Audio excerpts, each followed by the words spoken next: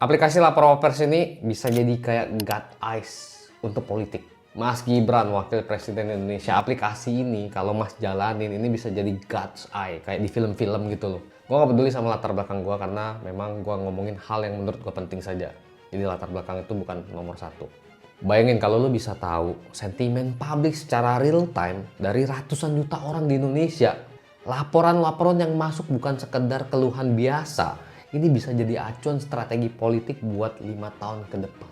Jadi, ini bukan cuma aplikasi laporan tapi bisa jadi alat politik paling kuat yang pernah ada.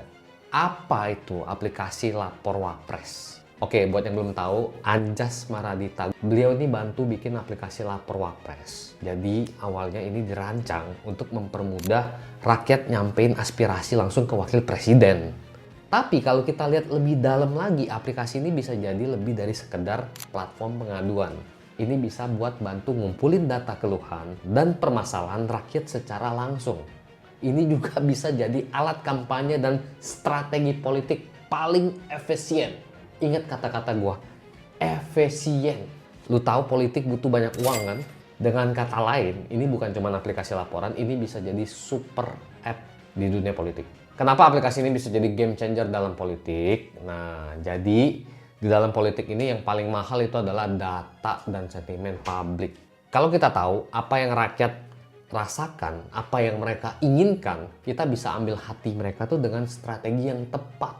Dan bayangin kalau aplikasi ini bisa digunakan oleh 280 juta jiwa di Indonesia, itu bakalan jadi alat komunikasi politik paling efektif dan efisien yang pernah ada. Jadi aplikasi lapor wapres ini bisa jadi alat kampanye politik, apa enggak? Nah, sekarang kita bicara dampak politiknya. Yang pertama, data real time dari rakyat. Jadi kita nggak perlu lagi, kalau gue sebagai yang politikus ya, gue nggak perlu lagi survei, pakai jasa survei yang mahal dan lambat. Semua laporan rakyat itu ada di genggaman tangan. Yang kedua, strategi politik yang lebih akurat.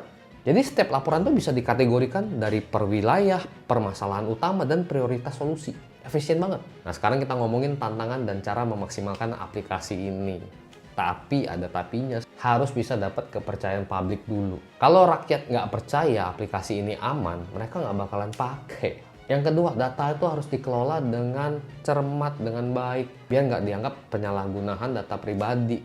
Yang ketiga, jangan cuma jadi aplikasi laporan, tapi harus ada follow up nyata dari pemerintah. Jadi orang udah lapor, ada tindak lanjutnya, ada impact-nya harus. Nah, menurut aku nih ya, kalau bisa dioptimalkan, ini bukan sekedar aplikasi.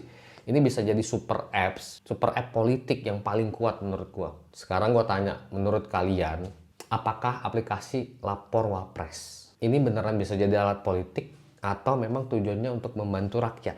Atau masih banyak hal yang perlu diperbaiki dulu? Coba komen di bawah, jangan lupa like, subscribe, nyalain loncengnya, sama share biar makin banyak yang tahu potensi besar aplikasi ini.